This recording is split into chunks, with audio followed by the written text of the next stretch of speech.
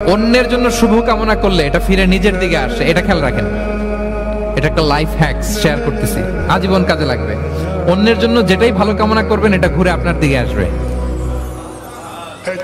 অনেকে বলে হুজুর ওর জন্য দোয়া করে আমার কি লাভ? নিজের জন্য আল্লাহ আমারে মাফ করে দাও, আল্লাহ আমারে সমৃদ্ধি দাও, আল্লাহ আমার বেতন বাড়াও, আল্লাহ আমার ব্যবসায় বরকত দাও, আল্লাহ আমার ছেলেরা হাফেজ বানাও, আল্লাহ আমার বউ, আল্লাহ আমার মেয়ে, আল্লাহ আমার আমার আমার সব আমার ভালো আপনি চাচ্ছেন নিজের জন্য, অন্যদের জন্যও চান। আল্লাহ আমার সব ভাইদেরকে মাফ করো, আল্লাহ আল্লাহ আমার গোটা মুসলিম উম্মাকে তুমি বরকত দাও, কল্যাণ দাও, নেতৃত্বে আসার তৌফিক দাও, আল্লাহ সবাইকে সুস্বাস্থ্য দাও। এটা ফিরে আপনার দিকে আসবে। অন্যের জন্য শুভকামনা বহুগুণ বৃদ্ধি হয়ে নিজের দিকে রিটার্ন করে। বিষ্ণু সাল্লাল্লাহু এটাই বলেছেন, মা মিন আবদিন মুসলিমিন ইয়াদউ লিআখিহি বিযাহরিল গায়বি ইল্লা ক্বালা লাহুল মালাকু ওয়া লাকা বিমিসলিন।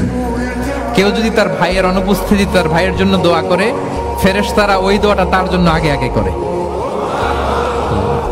তাহলে অন্যের জন্য শুভকামনা করলে, দোয়া করলে লাভ না লস? ধরেন আমি মোশাররফ ভাইয়ের জন্য দোয়া করলাম যে আল্লাহ মোশাররফ ভাইকে তুমি সুস্থ করে দাও, তখন ফেরেশতারা বলে আল্লাহ যিনি দোয়া করতেছে তার যদি কোনো রোগ বালাই থাকে আগে তারে সুস্থ করে দাও।